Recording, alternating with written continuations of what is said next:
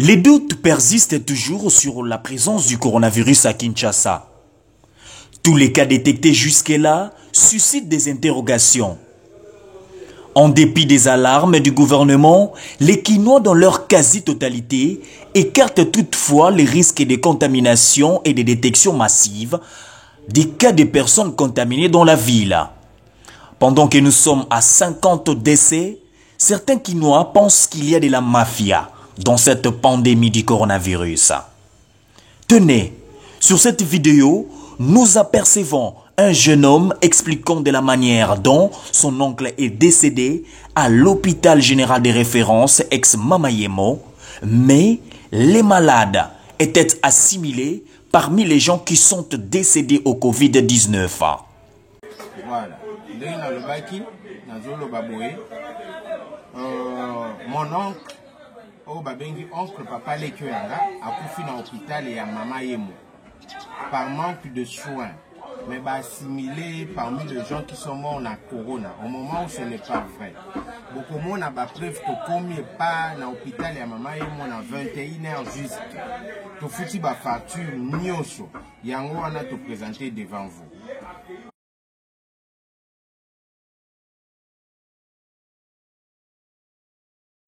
Après avoir foutu ma facture à 21h jusqu'à 22h passées, les autres étaient montés.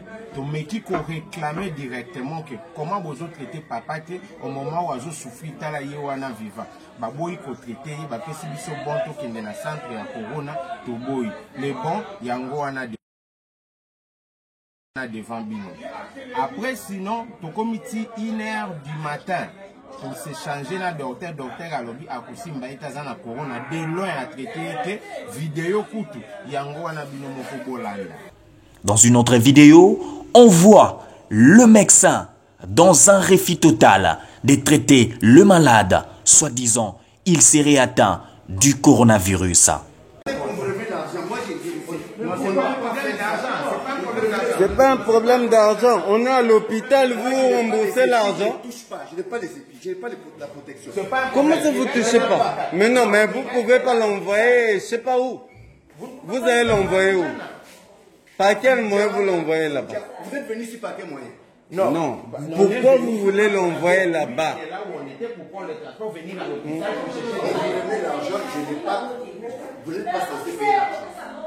C'est-à-dire que moi, quand je regarde la chose, je devrais envoyer à l'équipe qui est là-bas, des triages. Non, on est passé par là. Mais c'est ça, vous m'avez fait partir. Je suis parti leur parler de ça. Mais nous, on va c'est eux qui devraient terminer ce problème. On va payer l'argent.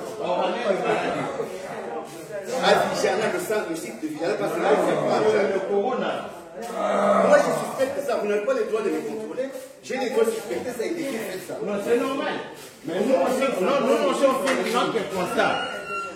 Ce n'est pas une question d'argent. Mon fils, ça ne peut pas faire la corona. C'est tant si tu vas mourir. Ce n'est pas parce que tu es docteur ou je ne sais pas moi quoi. Attends, on nous met un malade. On dit que non, je vous rembourse l'argent. Il a le corona, on l'envoie là-bas. Le corona, c'est base de quoi? Sur base de quoi? Hein? Vous n'avez même pas examiné. Simbiété. Kamba le moko na azana corona. Batinda ekuna. Akobela ba maladie nyoso. Oko age kusani. Busimba ta mutute il a le corona. Quoi autres c'est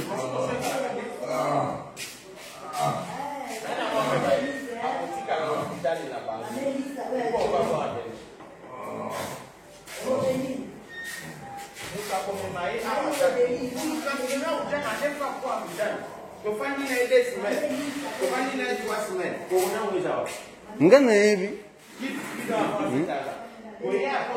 Ba examiner wapi obeba que non azana corona. Ba examiner mutu wapi. Ya pour na mbongo te to epo bobikisa mutu azobela bino botangela classe.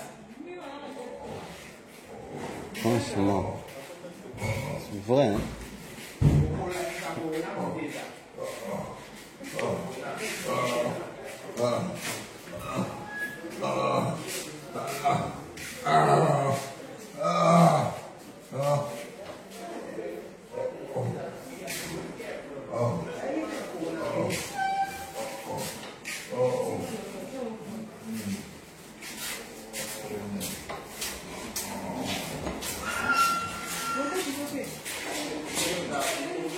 boexamine mutu te mutu sheye te eloko moko te kaka boye akoza na korona.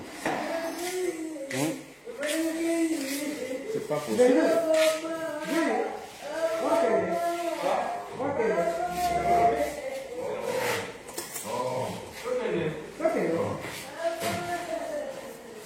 Désolé, la boy.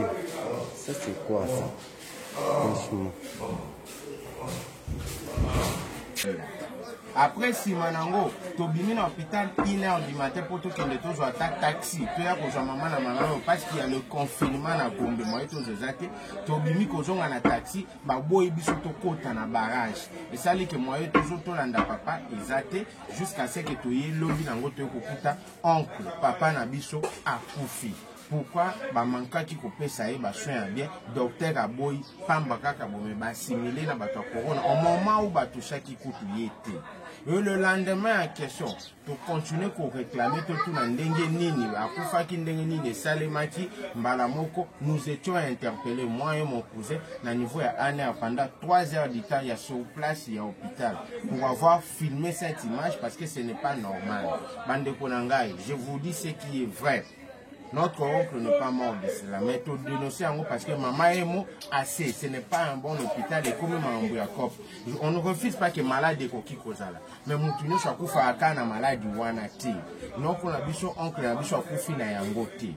Pour preuve lisusu après mort na ye baye kolanda biso ti na ndako ko ba pesa biso résultat o eza ya faux, eza ya corona te, mais Dieu merci nzamba za juste et la kisi bango le contraire. Le résultat à coronavirus, pour résultat, il faut 48 heures. Mais le résultat, le même jour, on clôturait le 6, à Koufi le 6, le résultat est le même le 6. Preuve, il y a un résultat, il y a un gros.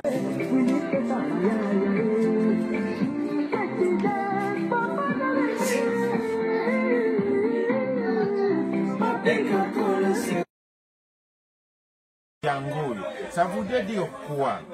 Bango oyo bazo sala na kilomoto on a copie nango mais nzamba zo reverser. On ne refuse pas la maladie peut bien bon exister mais ce n'est pas imebo bomisa batu pamba boy et surtout l'hôpital mama et mon le docteur est là. Bande konangai soki na lobby boy ko naza na ba menace. Naza menacé, pourquoi na lobaki, pourquoi je le mais je ne peux pas cesser. Il faut être prudent tout bomisa bande côté ba papa te. Tu es surtout tout ça la confiance dans l'hôpital ndenge nini. Ngai kombo na ngai, je suis Eric Koyi. Na sime ango je suis Eric Koyi de tout ce que je dis. Eza lokuta te eza ya solo. Bande ko ya Kishasa ya poto boyo kama kambozo le kan ezo sala passe ko kisa la bongo.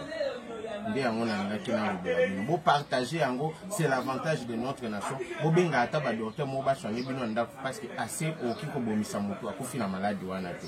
Mais ce qui beaucoup mon engagement mususu le bata mususu menace l'équipe parce que je suis maintenant en danger. Merci je vous.